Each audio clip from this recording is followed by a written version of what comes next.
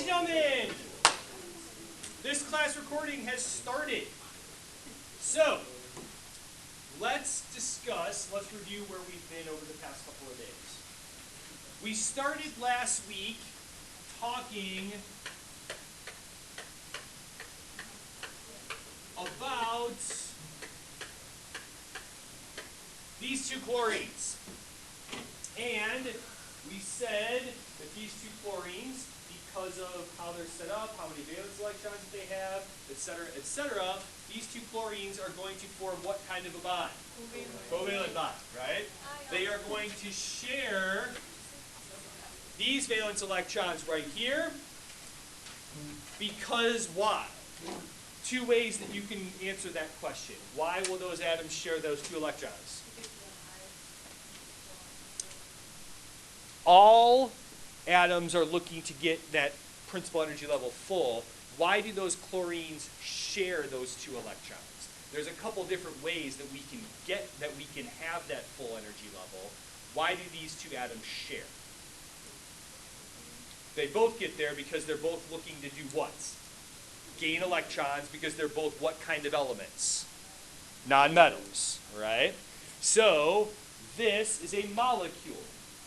Right? It's a group of atoms held together by covalent bonds. Specifically, we gave this kind of molecule a name. Do we remember what we called this type of molecule specifically? Polyonic. Well, it is polyatomic. There's more than one.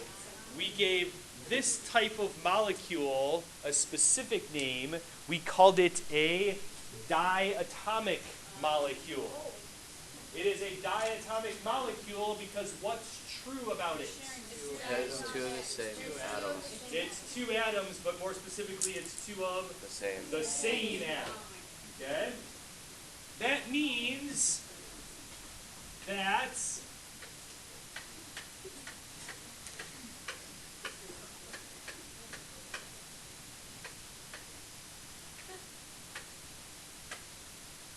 this is also a diatomic molecule.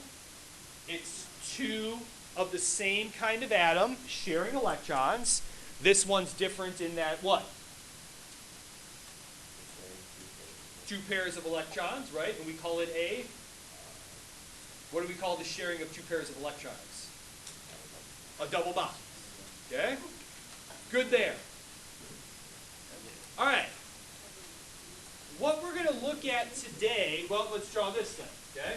So, and again, this is a diatomic molecule as well, okay? Even though it's a double bond, two of the same kinds of atoms, that makes it diatomic, okay?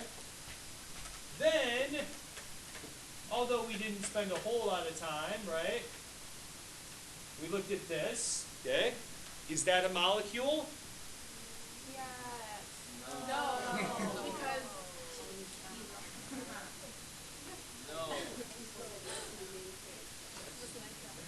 What's the answer? So, correct answer, is that a molecule? neither. Yes, that is a molecule. Okay? One, is it held together by covalent bonds? Yeah. Yes. Two, is it all nonmetals? The answer to that question kind of has to be the same. Okay? But then you doubted yourself. Well, You if went- everyone's screaming you no went- at you, Have you're confidence. gonna doubt it. And then the third reason that it's a molecule is that it has the same number of protons and electrons, right? We didn't get anything from anywhere. Because if we got an electron from somewhere else, that would make it a what? Well, it would make it an ion, an anion, if we picked up an atom, right? Okay? So, that's a molecule. And then another molecule that we kind of mentioned in passing one day. Okay? There's another molecule. Okay? Again, all nonmetals, right? Covalent bonds. There's no extra electrons anywhere. We're just sharing the electrons that were already there. Okay? And then I'm going to draw one more molecule.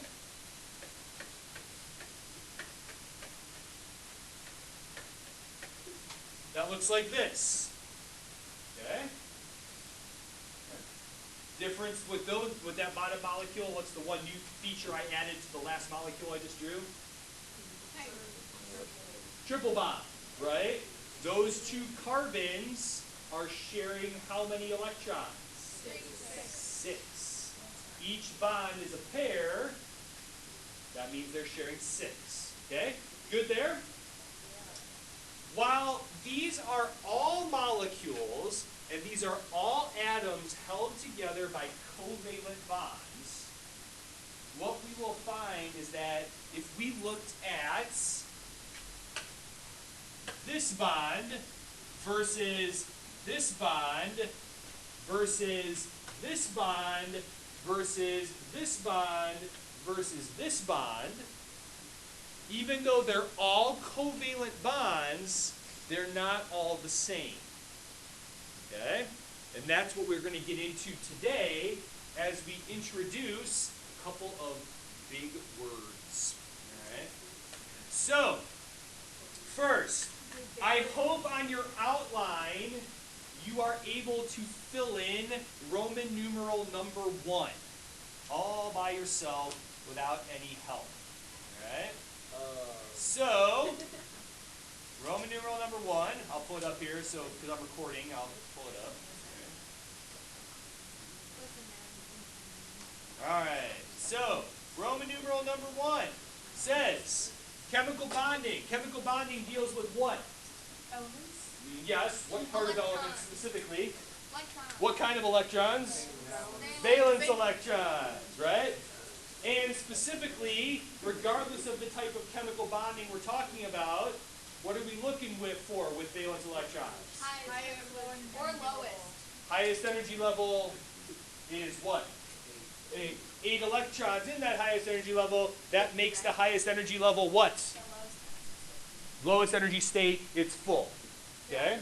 That's true of any chemical bonding, right? Then we introduce 2 types of chemical bonding, ionic bonding and covalent bonding, right? What's different about ionic bonding versus covalent bonding? What happens in ionic bonding with our electrons? They give and take, right? Or sometimes we'll say that they are transferred. Electrons are totally transferred from generally a what to a what?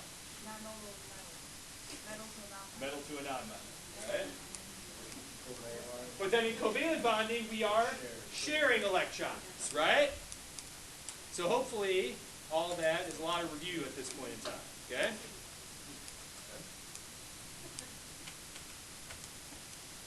Good there? All right. But, like I said, when we look at all of those valence electrons, all those molecules that I drew at the beginning of class up on the board, even though all of those bonds that I highlighted were covalent bonds, they're not all the same. And what type of covalent bond is formed is determined by this factor, this big long word that we call electronegativity. So, first, let's define electronegativity. Electronegativity is defined as the ability of an atom to attract electron density to itself when joined to another atom in a chemical bond.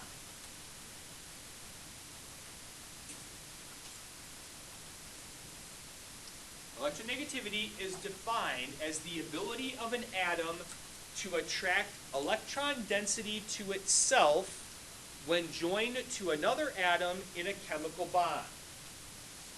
That's a big, long, wordy book definition. But you need to understand what it means. So, talk to the person next to you for 30 seconds and give me a regular person definition of electronegativity, not this big, long, wordy book one. Based on that definition, what does electronegativity mean in regular person words? Go.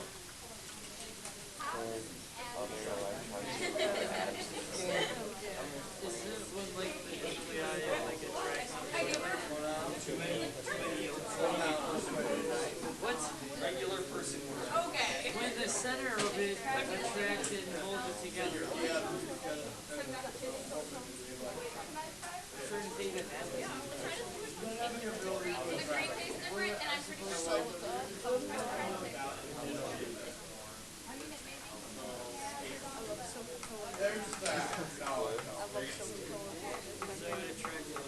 All right, so let's discuss. Okay. Ken, in regular person words, what does electronegativity mean? The ability for an atom to attract electrons. Or how much does that atom want electrons? That's a regular person definition of electronegativity. How much does an atom want electrons? This is great, and all of you could look it up in the back of the book and write it down, but you need to be able to apply this concept to real, well, at least to the test I'm going to give you next week. You know, okay. So, right? So, electronegativity, the ability of an atom to gain electrons. How much does it want those electrons? A lot. So, the most electronegative atoms have the greatest attraction for electrons.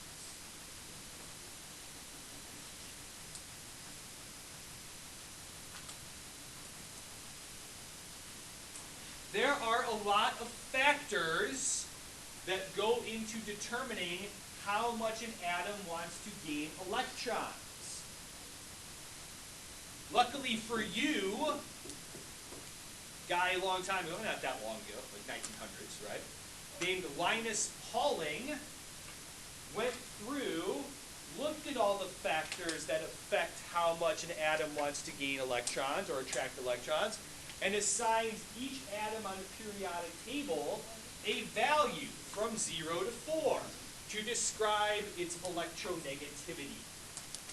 And those values are shown on that periodic table down at the bottom of the page.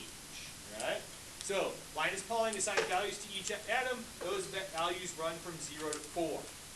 Okay? Good? Okay. So, here's the periodic table that has all of the electronegativity values on it. You have that periodic table at the bottom of your outline there. You don't have the cool colors, but you got it. Okay? So, your next exercise. You wrote, right above this periodic table, that the scale runs from 0 to 4. But I didn't tell you what 0 meant and what 4 meant. I want you to look at the periodic table, talk to the person next to you, examine the definition of electronegativity, and tell me what a 4 electronegativity means versus what a 0 electronegativity means. Talk to each other. Discuss. Go.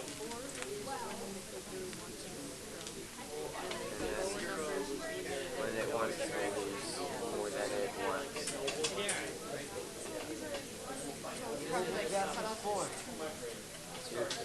Below 2 they want to lose. Oh yeah, right. Above 2 they want to gain. And 2 since you round up goes above. Anyway. Yeah, they're not colored because it's 0. It's not even like a thing. So 0 means that it's the highest full energy. That would mean that.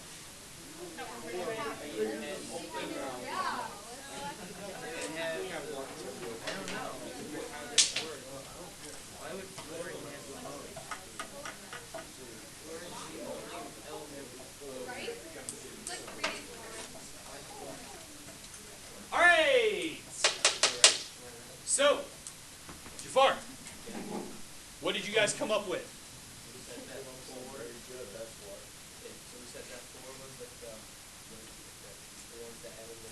It wants what the most? The atom.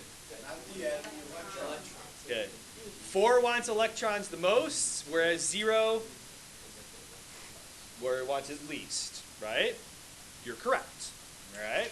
So, if we look, right, on our periodic table, hold on one second.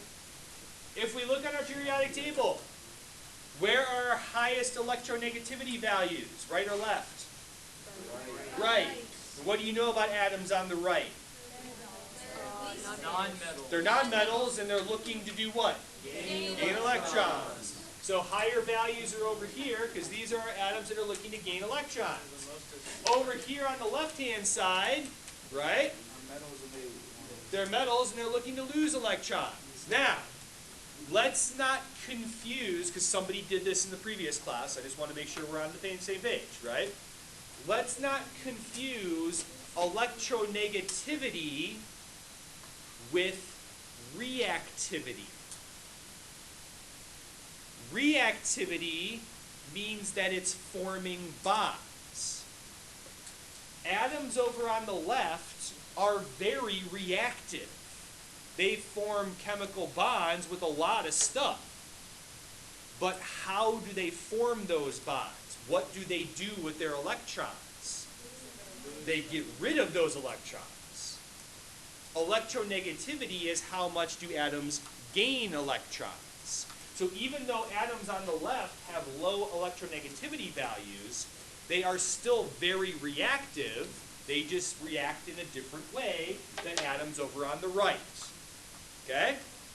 Good there? All right. Now, let's examine something else. Group 17. We know goes by what name? The halogens. And we know that halogens have how many valence electrons? 7. So they are looking to gain 1. All of them are very close to having a full valence shell. But if you look at their electronegativity values, do they all want to gain electrons the same amount? No. Which one wants to gain electrons the most? Fluorine. How does fluorine compare to the other halogens? Some of the chlorine is gas too. Okay. It has less atomic mass, good, which means how does it compare to all the other halogens? It's smaller, right? What is responsible for an atom being able to gain electrons? What? The nucleus. What charge is the nucleus? Positive. If it was up to all the other electrons that were surrounding the nucleus, the 7 valence electrons that surround fluorine in the highest energy level, if it was up to those electrons, would they gain another electron? What do all the electrons that are already there want to do to other electrons? Repel. The nucleus is responsible for attracting electrons from wherever they get them from. Fluorine is small, but that also means how many electrons does it have compared to all the other halogens? Less electrons. If it already has less electrons,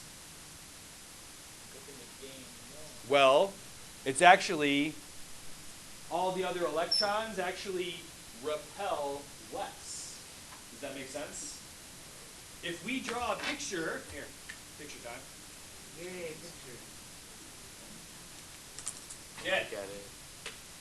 So, here's fluorine. Here is its positive nucleus.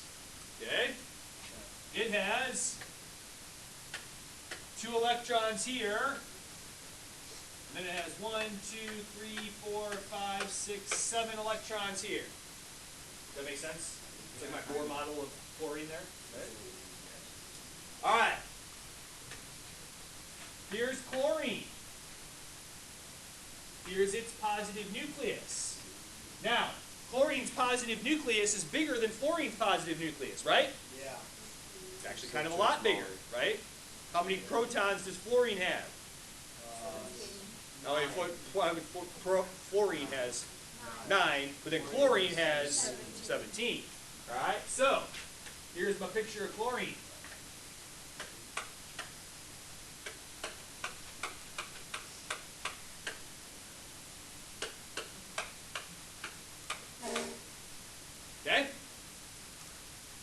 Make sense? How does fluorine attract electrons more than chlorine does? Oh, because there's There's less, like, for lack of a better term, there's less resistance to getting another electron. All these electrons that surround chlorine, if another electron is some stray electron, right, comes over here, oh no, not what I wanted. Oh no. Not good. Alright. So, come on. Because we're not going to do it. Alright. So, if this electron comes over here, right, what's going to happen? It's going to get repelled by all these other electrons that are already there. Goes into fluorine. Here, what's going to happen here? Well, still going to get repelled, but it's going to get repelled less than it will over here. And this nucleus is closer to the outside. So that's where it would go more so than over here. Oh. Go ahead, Pat. I made a connection. Like, Good. Like, like how there's more shell. Yep. It would have to go through more. Exactly. It would have to get through more other shells. It would have to get to more other shells, through more other shells to get to the nucleus than it would there. That's exactly, yeah, you're good. That's good. All right. Are we okay with this idea of electronegativity? Yeah. Now, let's talk about what it means. Because it says in the definition, when joined to another atom in a chemical bond. What happens in a chemical bond doesn't necessarily depend on electronegativity. It depends on the difference between the electronegativity of the two atoms that are bonded together. Okay? So, electronegativity differences is what we're looking at. Okay? You got to do a little subtraction, I know.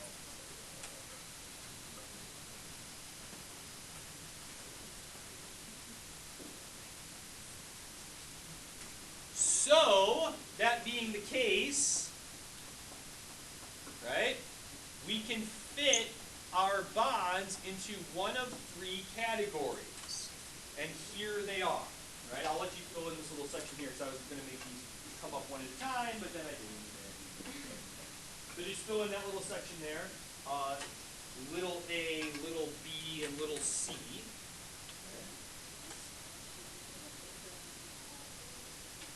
So the difference between the electronegativity of the two atoms will determine what kind of a bond that we have.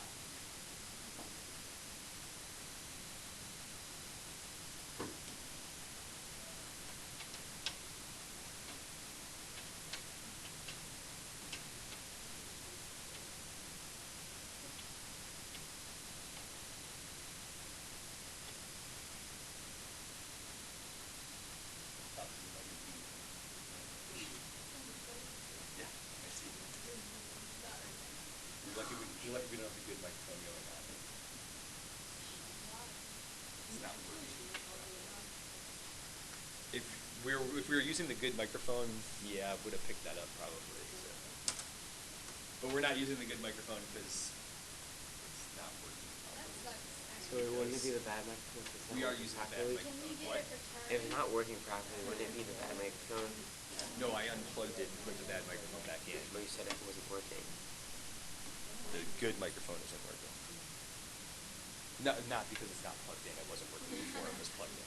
Yeah, so wouldn't it be the bad microphone because it wasn't working? How about it's the ill-functioning microphone? It's actually That's a better. it's actually a good quality microphone. It's just not functioning properly. Yeah. So. All right. So do we have these written down? Okay. These examples of ionic, nonpolar covalent, and polar covalent, these types of bonds, I find it is useful to use an analogy to represent these three types of bonds. Okay? So, here is my analogy. Okay? Let's say you and your brother, or if you don't have a brother, you and your sister, okay? Let's say that,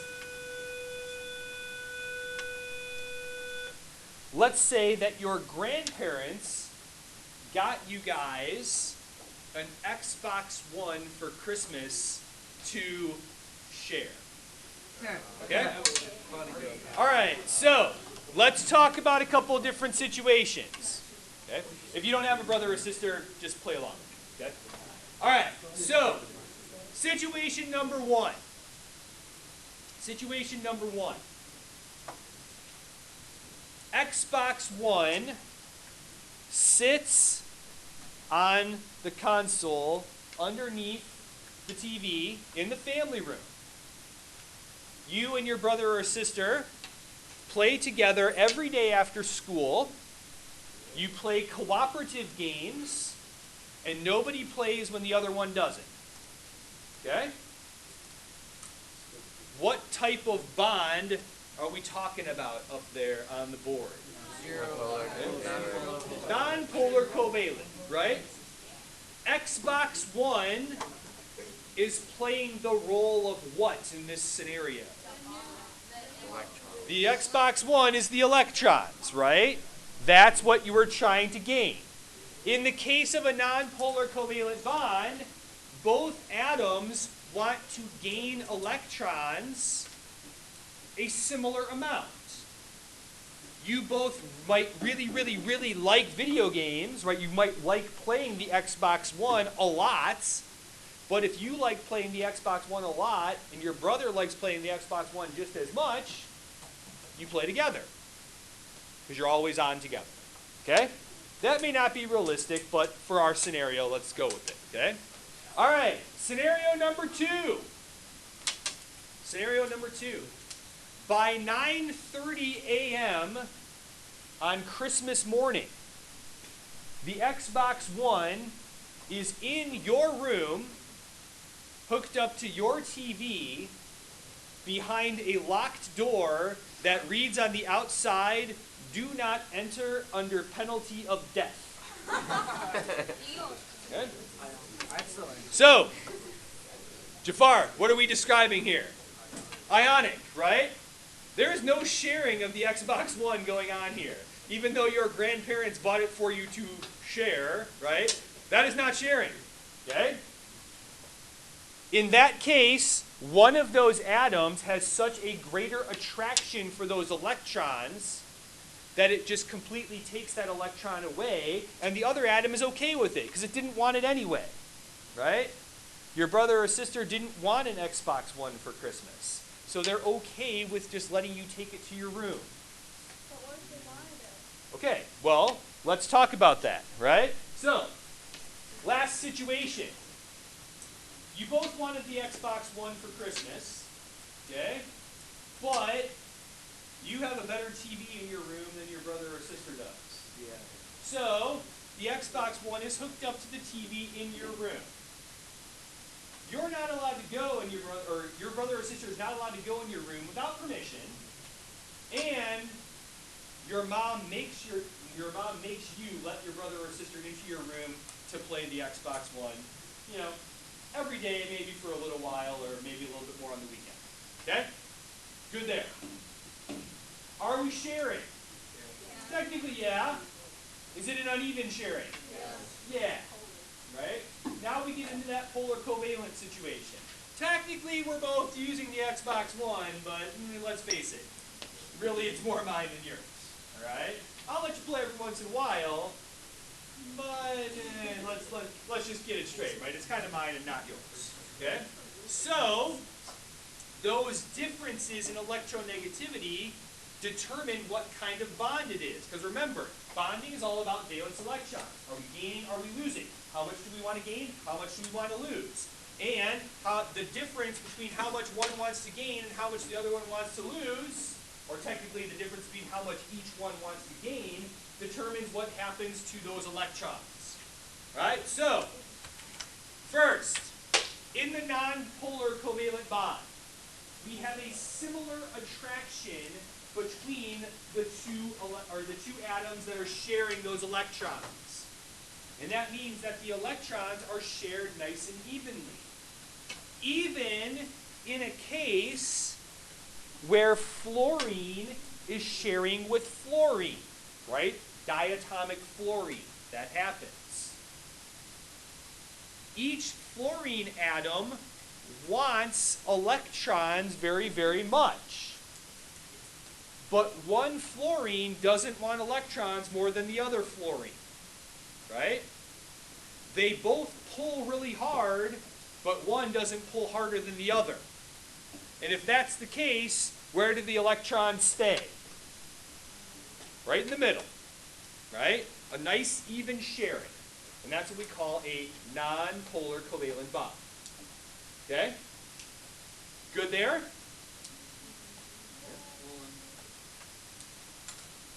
So, right? Similar attraction for electrons, right? And that means, I apparently forgot a line, when these atoms form a covalent bond, the electrons will be shared evenly.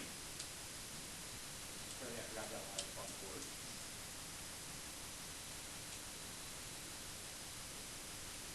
And when that happens, we call that a non-polar covalent bond.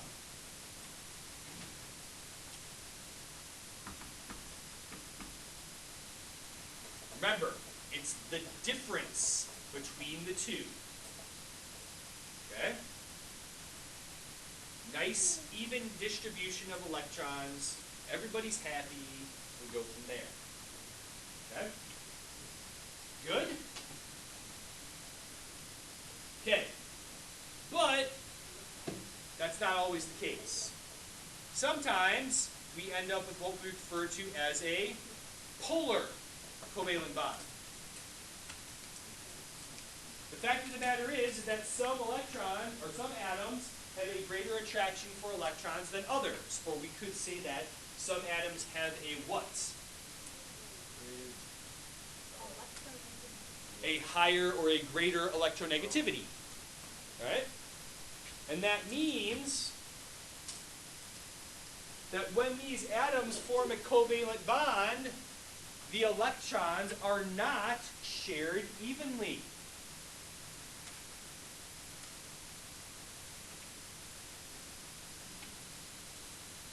And when that's the case, we refer to this as a polar covalent bond.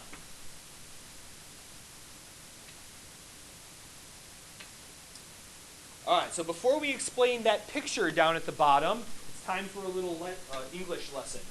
Okay. What? All right, so first, this word, polar, right? You guys know it in reference to what? Cold, polar bears, etc. The North Pole, okay? And that is one application of polar. We talk about the North Pole, we talk about the South Pole, okay? However, polar is a more general term than that. First, and I think I know the answer to this because it's always the answer to this question, but I'll ask it anyway. Energy. No. Energy is the answer to a lot of questions, but not this one. First, are we familiar with the concept of a polarizing political issue? I got the first one that you got. Good. So, some examples of polarizing political issues include gun control, same-sex marriage, abortion. Okay? When we talk about an issue being polarizing, like those three issues particularly, right? What's the case with people in regard to that issue? Two sides, right? You got this side and you got that side. There aren't too many people that are kind of like, meh, right? Do you want to teach that? Yeah. I know. We're like... So, polarizing issues separate people in their beliefs. That term polar refers to a separation. right? That's where it comes from. The reason why we talk about the North Pole and the South Pole is because we're separated, right? One up here, one down here, right? Polar regions are regions close to the pole or close to this pole because they're separated, right? So, with that being the case, let's take a look at this molecule. You have a picture of it down at the bottom of your outline, okay? Here is a molecule of hydrogen and chlorine. Both nonmetals, but if you flip your outline over to the front side, find chlorine and its electronegativity, find hydrogen and its electronegativity. What is the difference between the electronegativity values? Okay. The difference is 0.9. And if you look at your chart, or if you look at the categories at the top of the back page, that would make this bond fall into the polar category. Okay? Are they sharing? Yes. Are they sharing evenly? No. Okay? Remember, polar means separation, right? So things that are non-polar are not separated. Right?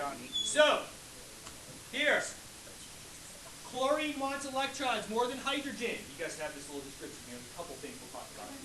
Details we'll add. Chlorine wants electrons more than hydrogen because chlorine has a higher electronegativity. And that means they share, but they're shared unevenly. Okay? Why can't we just have an ion bond? Because, so Steve asked, why don't we have an ionic bond? That's what you Because hydrogen, it may be easier, but it's not what's reality. It's not what happens out there in the real world, right? Hydrogen is a non-metal. It wants to do what? Non-metals want to? chlorine? No, hydrogen. Oh, Hey, let's finish this discussion. gain. Hydrogen wants to gain, right? It's like you and your little brother, or you and your big brother, right? You both want to play the Xbox One, right? It would be easy if one of you doesn't want to play and one of you does want to play, then the one that wants to play just keeps it where everybody's happy. But that's not the case here, right? Hydrogen wants to gain electrons, but chlorine wants to gain electrons too. And chlorine wants to gain more than hydrogen does. But that doesn't mean hydrogen doesn't want to gain electrons, right? So, and here's where, kids, we have to make sure that we understand what we're talking about here, okay? That gives chlorine, as you can see here, right? It doesn't say negative. What does it say? Negative, right? And that means that hydrogen gets a Positive. all right? We are not talking about chlorine becoming an anion and hydrogen becoming a cation. That's not what happens. But my analogy to demonstrate this section, or this part here, is when you buy a carton of chocolate milk at lunch. What do most people do with their carton of chocolate milk before they drink it? Open it. Before you open it? Buy it? Shake it. Well, you buy it, right? Oh, yeah, you have In between buying and opening, right? You have to shake it. You have to shake it, because if you don't, That tastes horrible. well, it depends. Okay? What does a lot of the chocolate syrup do? Kind of settles to the bottom. Now, if you didn't shake your chocolate milk, when you opened it, would it look like white milk at the top? No. It's still chocolate milk, but is it the same as the chocolate milk down on the bottom? No. No. It's on. Right? It's an unequal distribution of chocolate syrup. It's a polar. Right? covalent bond. Chlorine wants those electrons that they are sharing more than hydrogen does. And so we end up with a representation of that molecule that looks something like this. Okay? So what is that symbol? Okay, so that symbol, did somebody tell you before you walked in? No, my mom gave me his picture. So, easy everybody, we still got like 3 minutes left. This symbol down here at the bottom, hey, chill. This symbol down here at the bottom is a lowercase Greek letter delta. We've talked about capital delta before, right? It's a triangle. This is lowercase delta. What does delta represent when we talk about it in science class? Change. Have we completely changed these atoms into ions? No. But have we changed them? Yeah. Yes. So, hold on. Stop. 2 minutes. Guys, I know what time it is. I can see the clock. All right? Do I ever go past the bell? No. One time. you guys need to calm down. So, here, in this case, the delta means kinda. Chlorine is kinda negative. Hydrogen is kinda positive. But it's not cation, anion. Far better. That's what we're going to get into tomorrow. So Jafar says, does that mean they're attracted but they're not attracted? We'll get into that a little bit more tomorrow. Okay? Alright, hey, there is some homework on the calendar. Check it out. Some people have already read it. That's good.